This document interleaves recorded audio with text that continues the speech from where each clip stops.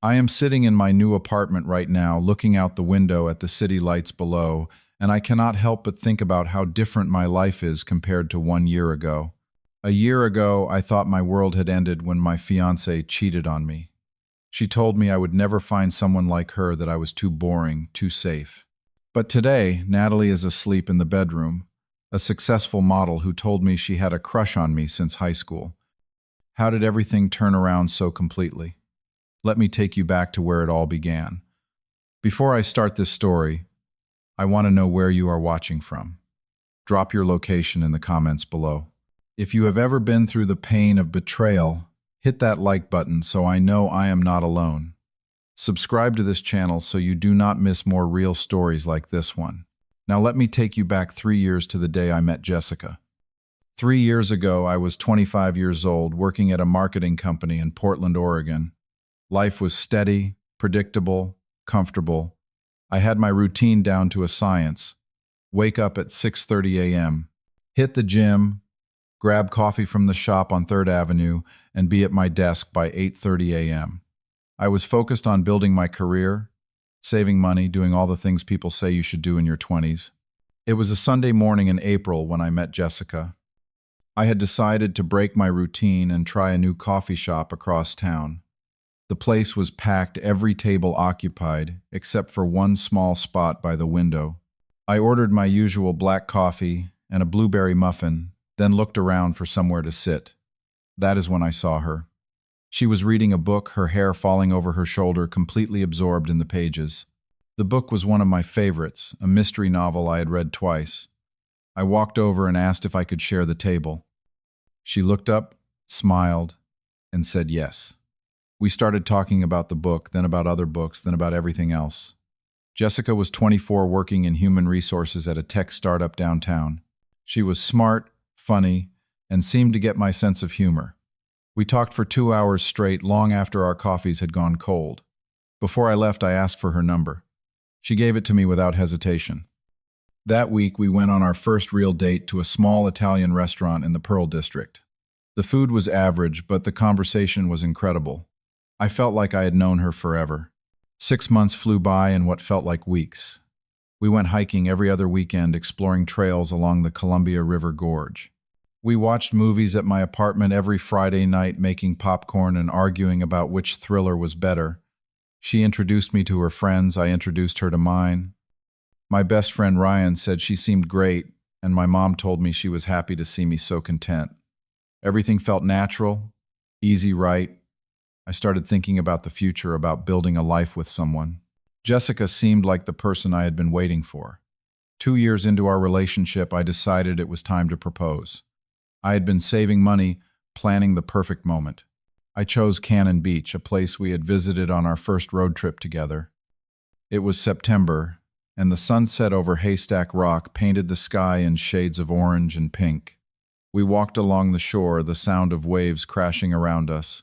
When we reached the spot where we had taken our first photo together, I got down on one knee. I pulled out the ring I had been hiding in my jacket pocket for weeks. Jessica started crying before I even asked the question.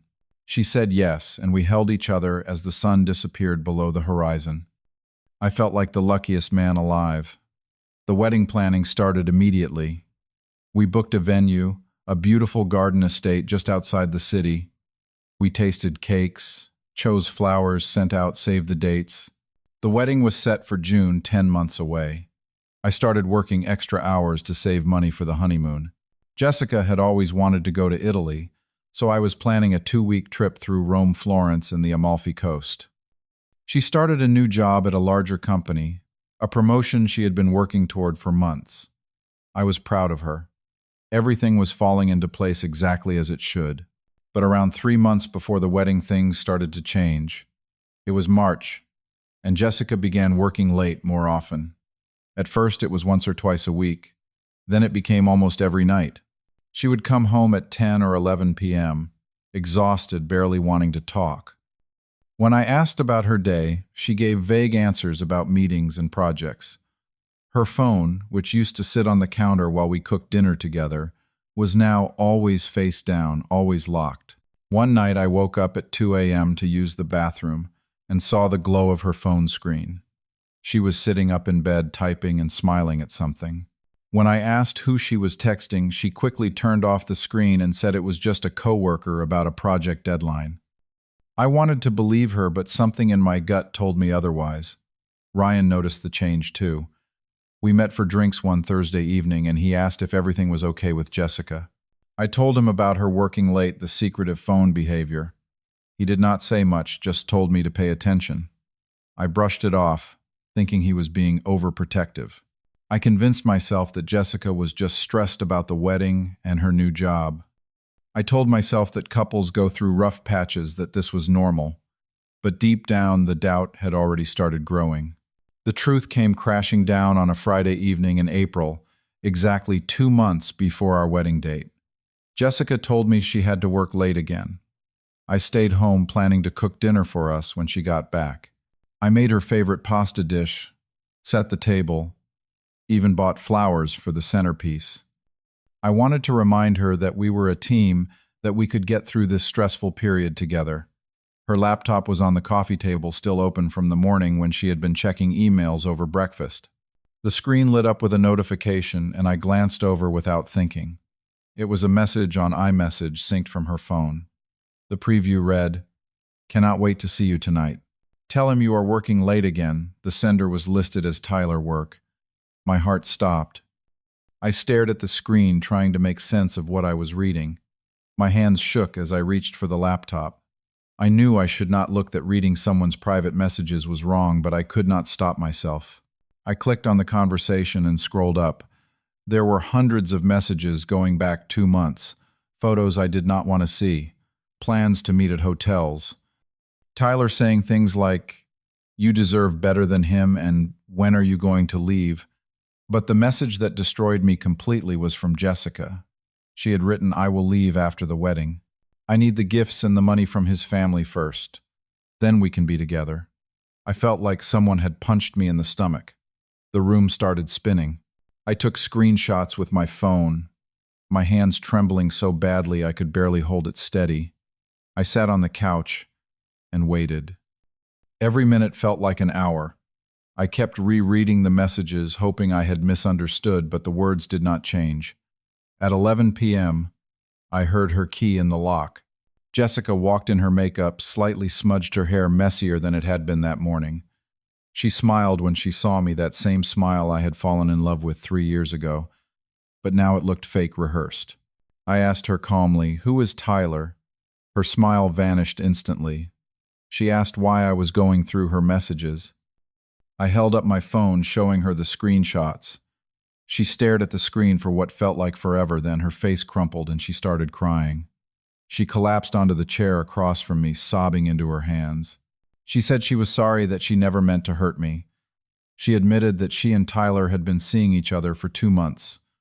He was a coworker who had transferred from the California office last year. She said it just happened, that she did not plan it, that she still cared about me. I asked her about the message, the one about staying until after the wedding to get the gifts and money. She went silent. She could not explain that one away. The crying stopped. She just sat there staring at the floor. I told her I was calling off the wedding. I expected more tears, more apologies. Instead, something in her changed. She stopped crying completely, wiped her face, and looked at me with cold eyes. She said, "Fine, do it. But you will never find someone like me." I could not believe what I was hearing. She continued, "You are boring, Clinton. You work too much.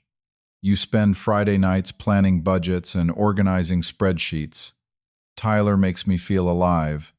He is spontaneous, exciting. You are safe, but safe is not enough. No other woman will want a guy who thinks a perfect date is hiking and meal prepping for the week. Good luck finding better." Each word felt like a knife. I had spent 3 years loving this woman, planning a future with her, and now she was tearing me apart because I was not exciting enough.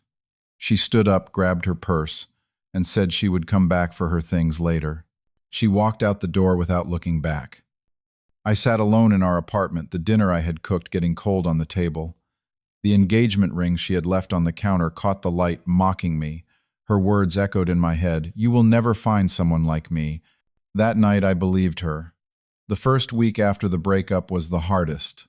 I had to call the venue and cancel everything. I sent messages to our guest list, over 150 people, telling them the wedding was off. I did not give details, just said we had decided not to move forward. My mom, Mrs. Porter, drove 3 hours from Seattle to stay with me. My older brother David took time off work to come down too. They did not ask many questions, just sat with me, made sure I ate, kept me from completely falling apart. Ryan came over every single day, bringing takeout and bad movies, trying to distract me from the pain. I took a week off work. I could not face anyone, could not pretend everything was fine. I spent most of that week in bed staring at the ceiling, replaying every moment of our relationship. I wondered what I had missed, what signs I had ignored. Jessica's words kept circling in my mind. Was I really that boring? Was she right that no one else would want me? I stopped eating properly, lost 10 pounds in 2 weeks. I looked in the mirror and barely recognized myself. After a month of wallowing, Ryan sat me down and gave me a reality check. He said I could either let Jessica's words define me or I could prove her wrong. He convinced me to go to the gym with him.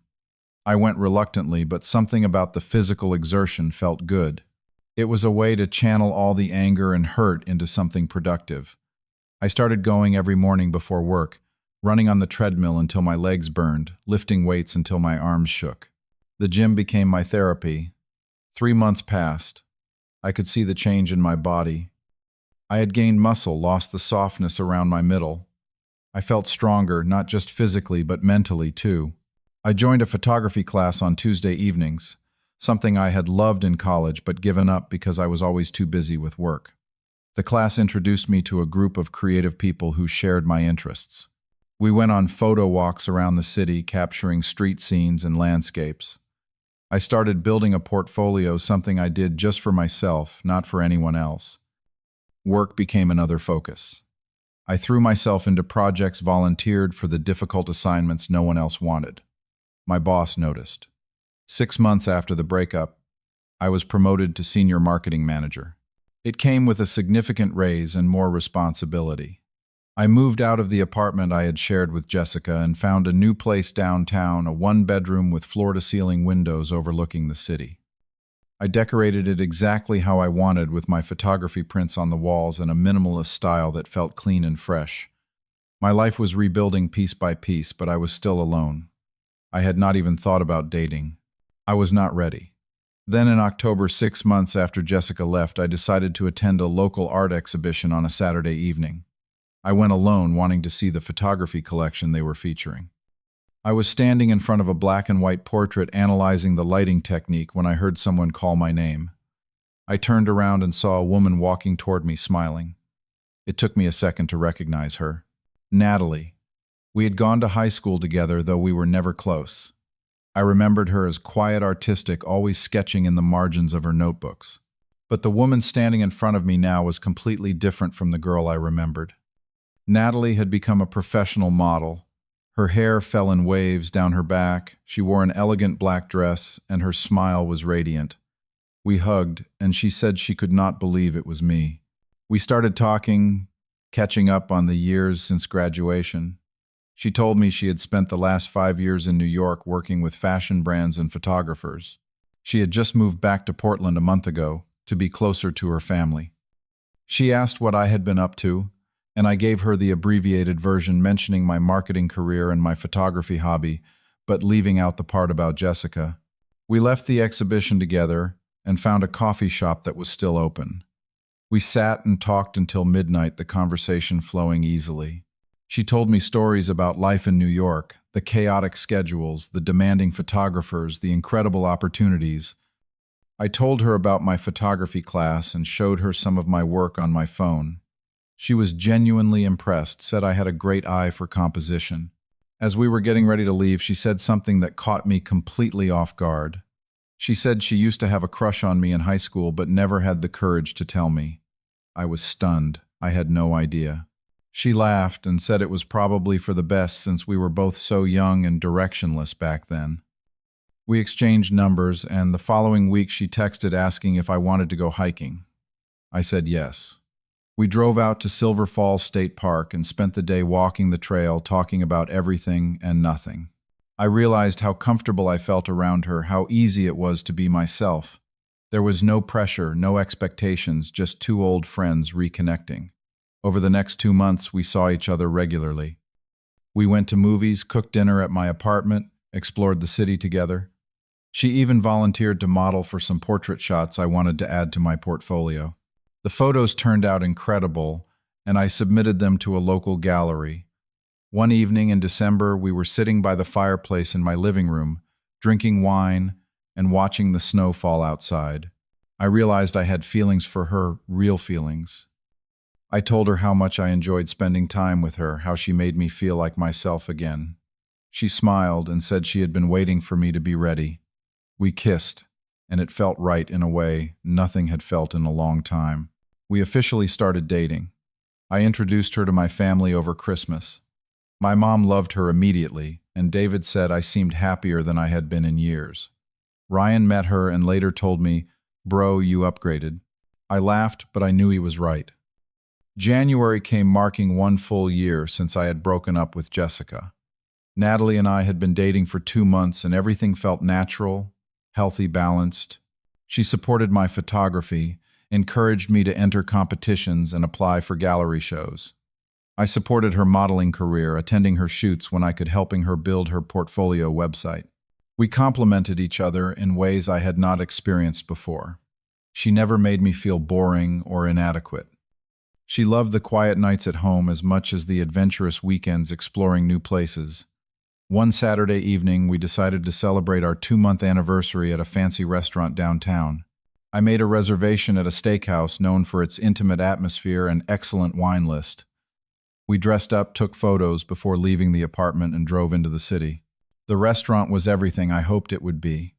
Dim lighting, soft music, impeccable service. We ordered appetizers and entrees, laughing and talking about our week. I was in the middle of telling Natalie about a new project at work when I glanced across the room and froze. Jessica was sitting at a table near the window with a man I assumed was Tyler. They were not laughing or smiling. Jessica looked tired, her face drawn and pale. Tyler was on his phone, barely acknowledging her. They seemed to be in the middle of an argument, their voices low but tense. I looked away quickly, hoping she had not seen me. Natalie noticed my expression and asked if I was okay. I told her Jessica was in the restaurant. Natalie squeezed my hand and said, "We did not have to stay if I was uncomfortable." I told her I was fine, that it did not bother me, and honestly it did not. I felt nothing when I looked at Jessica. No anger, no sadness, just indifference. When we finished dinner and stood to leave, we had to walk past their table to reach the exit. Jessica looked up at that exact moment. Our eyes met, and I saw her face register shock.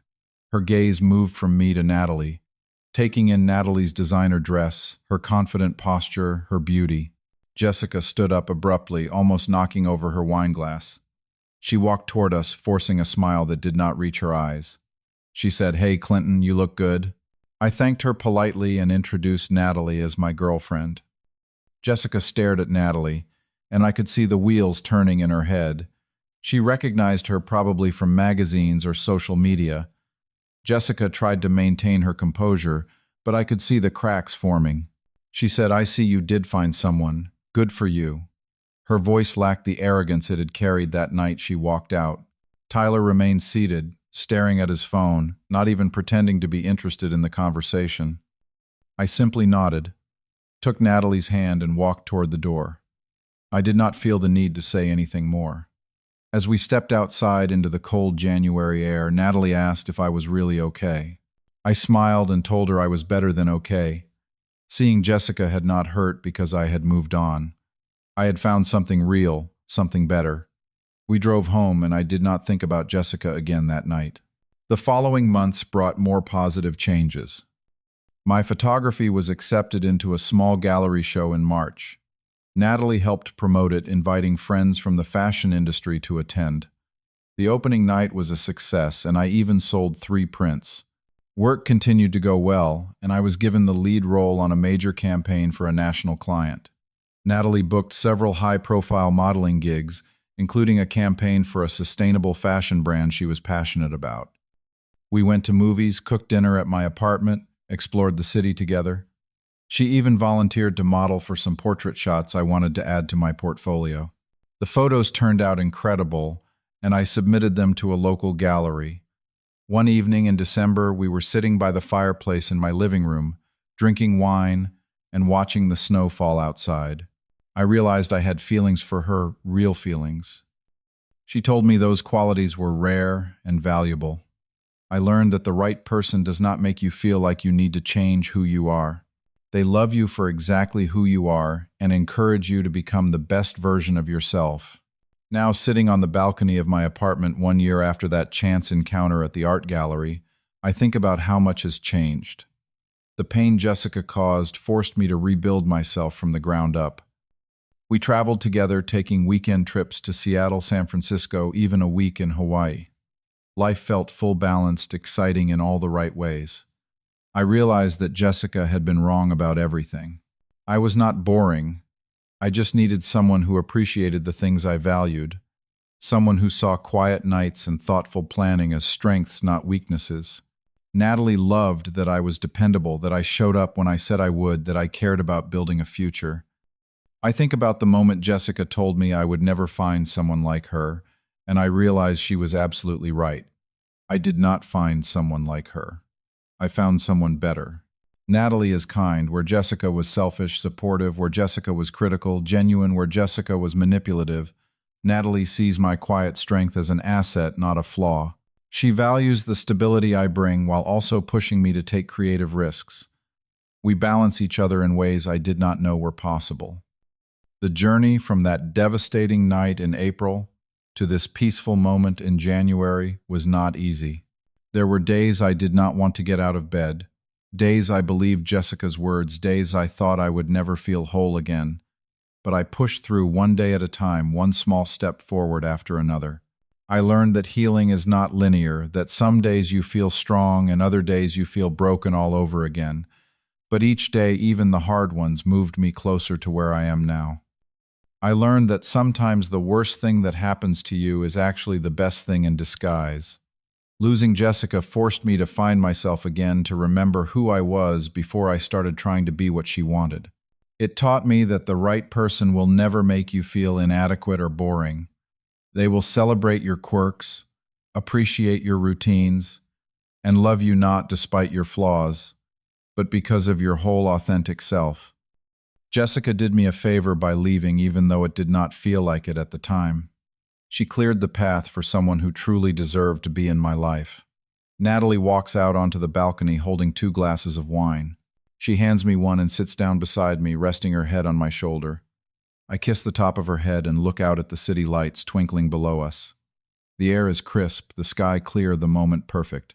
She asks what I am thinking about, and I tell her I am grateful. Grateful for second chances, for unexpected reunions, for the courage to open my heart again after it had been shattered. She smiles and says she is grateful too that moving back to Portland led her to me. We sit in comfortable silence, sipping our wine and watching the world go on below us. I think about how 1 year ago I was convinced my life was over, that I would never recover from the humiliation and heartbreak. But here I am, stronger, happier, more confident than I have ever been. The pain refined me, burned away the parts of myself that were trying too hard to please someone who would never be satisfied. What remained was the real me, the version of myself I had lost somewhere along the way. Sometimes life has to take away something wrong to make room for something right. Sometimes the person who breaks your heart is doing you a favor even if you cannot see it at the time. Sometimes the cruelest words turn out to be the motivation you needed to prove everyone, including yourself, wrong. Jessica said I would never find someone like her, and she was right. I found someone infinitely better, someone who makes me want to be the best version of myself while loving me exactly as I am. As I sit here with Natalie a year after my world fell apart, I realize that everything happened exactly as it was supposed to. The betrayal, the heartbreak, the slow climb back to happiness. All of it led me here, and here is exactly where I want to be. Now I want to hear from you. Have you ever had someone tell you that you would never find better only to prove them completely wrong? Drop your story in the comments below because I would love to read it. If this story resonated with you, hit that like button and share it with someone who needs to hear that better days are coming. Subscribe to the channel so you never miss stories about real people overcoming real heartbreak. Thank you for listening to my story, and I hope it reminds you that sometimes the end of something painful is just the beginning of something beautiful. Take care of yourselves and remember that you deserve someone who sees your worth.